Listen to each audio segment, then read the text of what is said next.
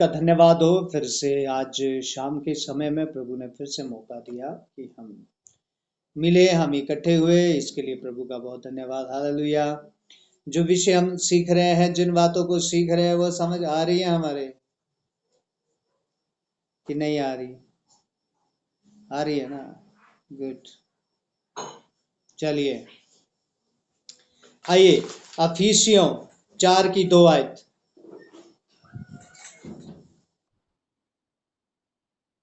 हाँ हाँ, ओके। अफिसियों 4 का 2। अर्थात सारी दीनता और नम्रता सहित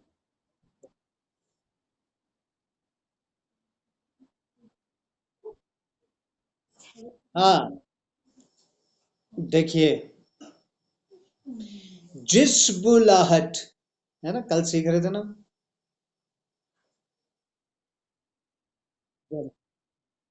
जिस बुलाहट के लिए बुलाए गए हो, ठीक है। एक आयत में क्या लिखा है?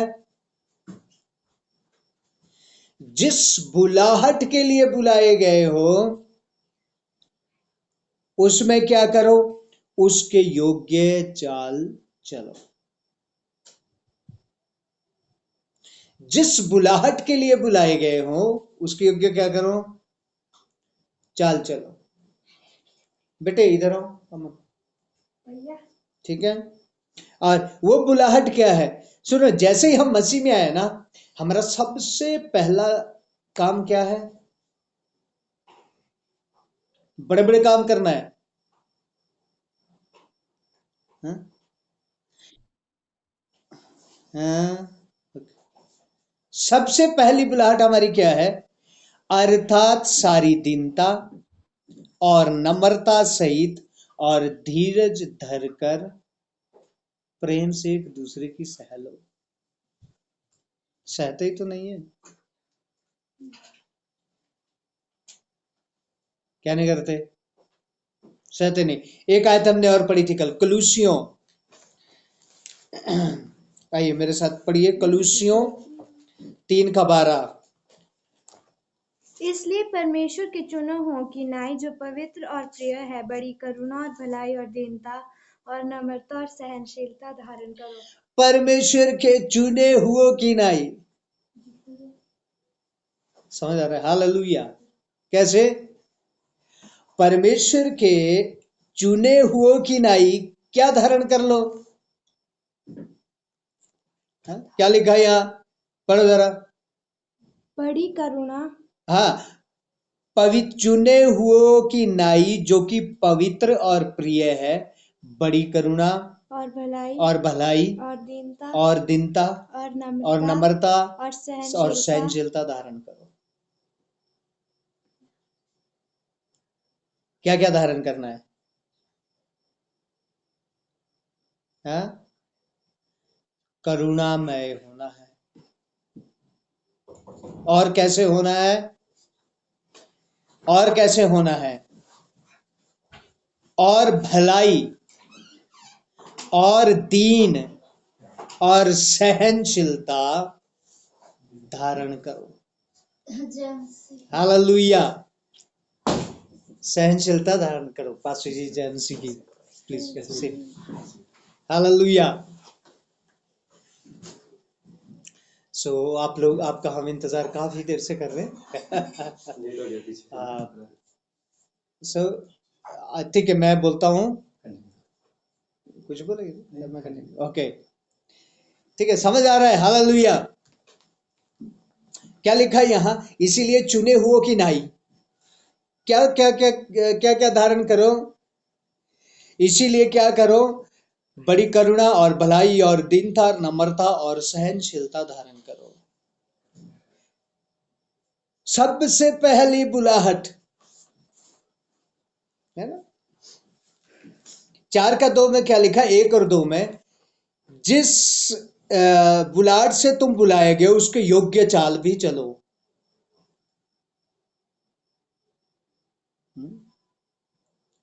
जब बुलाए गए ना तो योग्य चाल भी चलो। क्या वचन क्या कहता है? उसके योग्य चाल चाल भी चलो। अर्थात वो चाल, पहली चाल क्या है?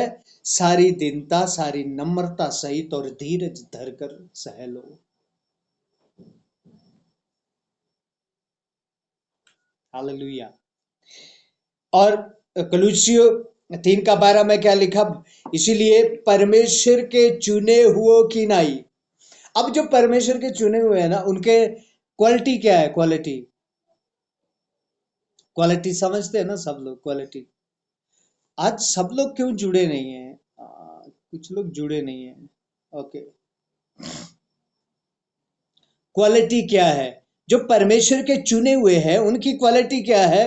देखो क्या लिखा है। नंबर 1 को पवित्र करुणामय होते हैं, भलाई करने वाले, दीन होते हैं, नम्र होते हैं और सहनशील होते हैं। ये 12 वचन फिर से पूरा पढ़ो। इसलिए परमेश्वर के चुने हुओं की नाई जो पवित्र और प्रिय है, बड़ी बड़ी करुणा और भलाई, परमेश्वर के चुने हुओं की नाई जो पवित्र व प्रिय है, और पवित्र और प्रिय है, बड़ी करुणा हाँ, और भलाई, बड़ी करुणा और भलाई और दीनता और दीनता और नम्रता और सहनशीलता धारण करो। किसकी तरह? चुने हुए की नाई। ये क्वालिटी किसकी है? चुने हुओं की। जो अपने आप को हम मसीह कहते हैं ना, परमेश्वर के कहते हैं ना, ये उनकी क्वालिटी है।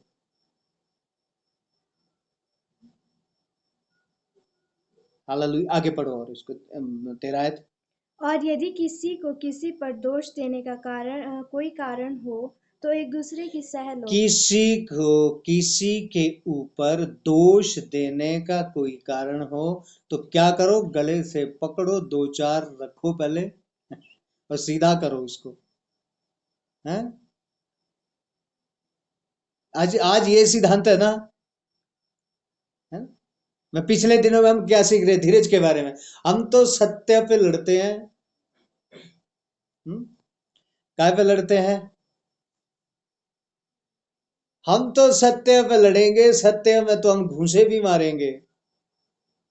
क्या लिखा है यहां पर? यदि किसी को किसी के ऊपर दोष देने का कोई कारण हो तो क्या कर लो?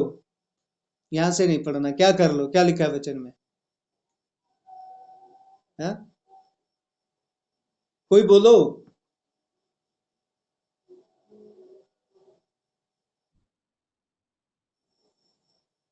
सह लेते हैं। कब सहनी है? जब दोष लगाने का कारण हो। ये सहना कब है? जब वो हमारे साथ कोई उल्टा कर रहा है, सह लेंगे। है? हम तो सत्य पर लड़ेंगे। क्या लिखा है? यदि दोष लगाने का कारण भी है ना तो सह लो और चुप हो जाओ और परमेश्वर के सम्मुख जाओ। पूरा पढ़ो इस आयत को 13 को। और एक दूसरे के अपराध क्षमा करो। एक दूसरे के अपराध को क्षमा कर लो, कुछ नहीं बिगड़ेगा। क्या करो? एक दूसरे के अपराध क्षमा करो। दोष लगाने का कोई कारण भी है ना, हम वो कारण तो छोड़ो, हम दोष ढूंढते कि कहीं दोष मिल जाए थोड़ा सा लड़ने के लिए। लेकिन बाइबल क्या कहती है? यदि दोष लगाने का कोई कारण भी है तो उसको भी क्या कर लो? सह लो, अनसुना कर दो। और क्या कहा है? एक दूसरे के अपराध क्षमा करो। आगे, जैसे प्रभु ने तुम्हारे अपराध क्षमा किए। जैसे प्रभु ने तुम्हारे अपराध क्षमा किए वैसे ही तुम भी क्या करो? क्षमा करो। हालेलुया। ये है मसीह के प्रेम में जड़ पकड़ना। क्या लिखा है? हम क्या सीख रहे हैं? हम मसीह के प्रेम में जड़ पकड़ना और नींव डालना। जब जड़ पकड़ेंगे ना, जड़ पकड़ेंगे, जहां जड़ होगी वहीं से रस आएगा। संसार में जड़ होगी तो वहीं से रस आएगा। क्रोध, विरोध, फूट, विधर्म, कड़वाहट, निंदा, लीला, क्रीड़ा, ये सारी चीजें आएगी। लेकिन जब मसीह के प्रेम में जड़ पकड़ोगे तो कौन सा रस आएगा? प्रेम, आनंद, कृपा, भलाई, विश्वास, नम्रता, संयम, धीरज, आएगा ना? तो कौन सा रस आ रहा है अभी? जड़ कहां पकड़ना है? मसीह के प्रेम में। ये जो जड़ पकड़े हुए हैं ये उनके लक्षण है। ये जो मसीह के प्रेम में जड़ पकड़े हुए हैं ना, ये उनके लक्षण है जो हम पढ़ रहे हैं। और इसकी 14 आयत में क्या लिखा है कलूसियों की? और इन सब के ऊपर प्रेम को जो सिद्धता का कटिबंध है, इन सब के ऊपर प्रेम जो सिद्धता का कटिबंध है उसको बांध लो। इन सब के ऊपर प्रेम जो सिद्धता का कटिबंध है उसे बांध दो। हालेलुया।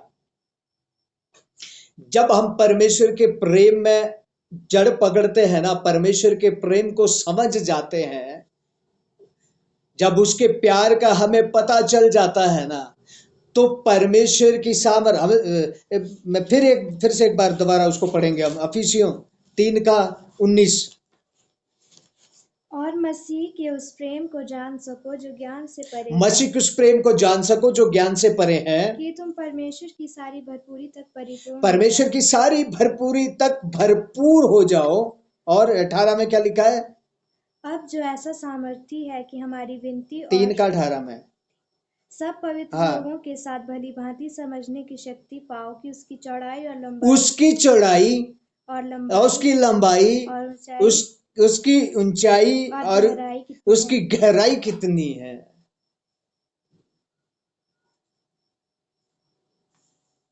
ये कब समझेंगे? हाँ, जब परमेश्वर के साथ संगति रखेंगे। कई बार हमें लगता हो अब प्रभु में आ गए, अब सबसे पहला तो क्या है, बड़े बड़े काम करेंगे। ओ हालेलुया। मैंने कईयों को हमने विश्वास कर लिया, अब तो हम यहाँ जाएंगे, प्रार्थना में वहां करेंगे, यहाँ। अरे उससे पहले एक महत्वपूर्ण काम है, वो है परमेश्वर से संगति रखना। उससे पहले महत्वपूर्ण काम क्या है? परमेश्वर से संगति रखना। क्योंकि काम किसने करना है? हमने करने की, परमेश्वर ने करना है। परमेश्वर की संगति हमारे साथ नहीं है और जा रहे हम प्रार्थना के लिए, तो कहां से वो काम करेगा? हालेलुया। इसीलिए क्या लिखता है वचन? सबसे पहले परमेश्वर के प्रेम में जड़ पकड़ो और नींव डालो।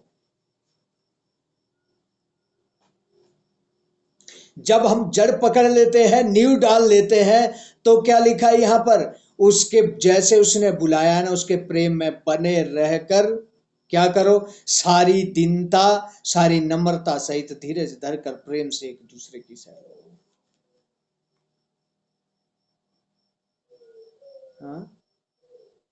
जैसे जैसे परमेश्वर में जड़ पकड़ते जाते हैं ना, जैसे जैसे जब पेड़ रस लेता है ना, आजकल फलों का समय है, जैसे जैसे वो फल लाता जाता वैसे वैसे झुकता चला जाता है। झुकता है ना? झुकता है कि नहीं? लेकिन आज मसीह लोग फिर भी झुके ही नहीं है? वो फल ही नहीं आए तो झुकेंगे कहां से? ये कैसा पेड़ बन चुका है जिसमें फल ही नहीं है? फल आएंगे तो झुकेगा ना पेड़। हमें क्या सिखाते हो जी? हमें तो सब पता है, हम तो बड़ी सालों से विश्वासी हैं, हमें सब पता है, हमें पूरी बाइबल पता है, हमें क्या सिखाएंगे? मतलब क्या है? आए ही नहीं, फल ही नहीं आए। वो कब आएंगे? जब मसीह में बने। 15 अध्याय से हमने सीखा था ना यूहन्ना, जब उसमें बने रहेंगे, उसके प्रेम में बने रहेंगे, उसके वचन में बने रहेंगे, तो क्या भी आएंगे, फल भी आएंगे ना। हालेलुया। चलो अफिसियों, फिर अफिसियों 4 अध्याय, हाँ उसकी हम फिर 3 आयत पढ़ेंगे।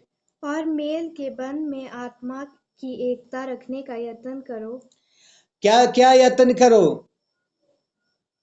मेल के बंध में आत्मा की एकता रखने का यत्न करो।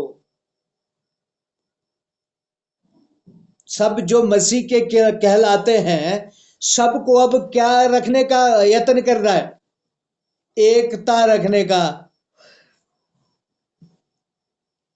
क्या लिखा है यहां पर? आत्मा की एकता रखने का यत्न करो। ये कलीसिया आता है तो वो कलीसिया नहीं आता, ये आता है तो वो नहीं आता है। ऐसा चल रहा है ना, कई कई जगह में चलता है।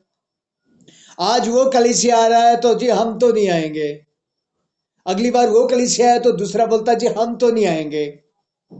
ये आत्मा की एकता है। क्या लिखा है यहां? आत्मा की एकता का बंध, क्या लिखा है? और मेल के बंध में आत्मा की एकता रखने का यत्न करें। एक आयत पढ़ेंगे इसके साथ, पहला थिस्सलुनी 5:15। पहला थिस्सलुनी 5:15। सावधान, कोई किसी से बुराई के बदले बुराई न करे, पर सदा भलाई करने पर तत्पर रहे। आपस में और सब से भी भलाई ही की चेष्टा करो। समझ क्या आया? क्या लिखा है यहाँ? सावधान। क्या लिखा है? सावधान। ट्रांसफार्मर कितने लोगों ने देखा? ट्रांसफार्मर जहां से बिजली उत्पन्न होती आती है, वहां क्या लिखा होता है? क्या लिखा होता है वहां? सावधान लिखा होता है ना। और क्या बनाया होता है उसमें? सावधान लिखा होता है, उसके नीचे क्या क्या फोटो क्या बनाया होता है? किसी ने देखा हो? खतरा लिखा होता है और सावधान भी। और क्या लिखा होता है? और फोटो क्या कैसा बनाया होता है? कोई बोलो। हाँ, एक खोपड़ी होती है, 2 हड्डियां होती है। क्या होता है? एक खोपड़ी होती है, 2 वहां हड्डियां होती है, यानी इस पे छुएगा तो ये खोपड़ी और हड्डियां ही बचेगी, बाकी सब खत्म। ऐसा है ना। इसलिए लिखा होता है यहां नजदीक आएगा तो हड्डियां हड्डियां ही बचनी, बाकी सब क्या हो जाना है? सब खत्म हो जाएगा। इसलिए यहां पर भी क्या लगा? सावधान हो जाओ। काय के लिए सावधान हो? कोई किसी से बुराई के बदले बुराई ना करे। है? कोई किसी के क्या ना करे? बुराई के बदले बुराई ना करे। वो जो बुराई कर रहा है उसको करने दो। तुम चुने हुए लोग हो, तुम भलाई करो। है? वो बुराई कर रहा है उसको करने दो, लेकिन तुम परमेश्वर के चुने हुए लोग हैं, तो ये चुने हुए लोगों की क्वालिटी क्या है? बुराई वाले को बुराई करने दो। हम क्या करेंगे? भलाई करेंगे। और क्या लिखा है? पर सदा भलाई करने पर तत्पर रहो। तत्पर का मतलब क्या है? हर समय भलाई करने के लिए तैयार रहो। मेरा शत्रु रोज गाली देता था, मेरा पड़ोसी रोज गाली देता था। एक दिन बीमार हो गया, चलो जी मैं चलता हूं आपके साथ। कहाँ? अस्पताल। ठीक है, समझ आ रहा है? भलाई करने के लिए हर समय क्या रहो? तत्पर रहो और तैयार रहो। सावधान हो जाओ, बुराई के बदले बुराई ना करो। आगे क्या लिखा है? और आपस में और सबसे भी भलाई की ही चेष्टा रखो। आगे, सदा आनंदित रहो। बस, हालेलुया। एक हाँ, दूसरा थिस्सलुनीयों 3:13 भी हम पढ़ेंगे शायद। और तुम हे भाइयों भलाई करने में हियाव न छोड़ो। हाँ, आगे भी। यदि कोई हमारी इस पत्री की बात को न माने तो उस पर दृष्टि रखो और उसकी संगति न करो जिससे वह लज्जित हो। हाँ, क्या लिखा है? हे भाइयों भलाई करने में हियाव ना छोड़ो। क्योंकि कई बार हम बोलते हैं ना, हम तो थक गए भला करते करते, वो फिर भी बुराई करते हैं। बुराई करते नहीं थकते हम कभी भी। थकते क्या करते हुए? भलाई करते हुए बड़े थक जाते हैं, पता नहीं क्यों, है ना। एक बार भलाई की, दूसरी बार भलाई की, तीसरी बार भलाई की, चौथी बार के लिए थक हार के बैठ जाएंगे। और बुराइयां 5 साल से कर रहे, उसमें थक ही नहीं रहे। भलाई 3 बार की तो चौथी बार के लिए छाले आ गए। बुराई 5 साल से कर रहे हैं, उसमें कोई दिक्कत नहीं आ रही, अभी और चलेगी वो 50 साल। क्या लिखा है यहां? भलाई करते हुए हियाव नहीं छोड़ना। कई बार बोले हमने 4 बार तो कर दी लेकिन फिर भी उसका स्वभाव नहीं बदला। नहीं बदला, ना बदले, तुम चले रहो। वचन का कहने का मतलब क्या है? नहीं बदला, 4 बार भलाई करने के बाद भी 5वीं बार भी करो, फिर भी नहीं बदला, करते रहो, चले रहो। उसको उसका काम करने दो, तुम अपना काम करते चले जाओ। दुल्हन कहाँ रखी है? दुल्हन का विषय हमने सीखा है, कहाँ रखी है दुल्हन?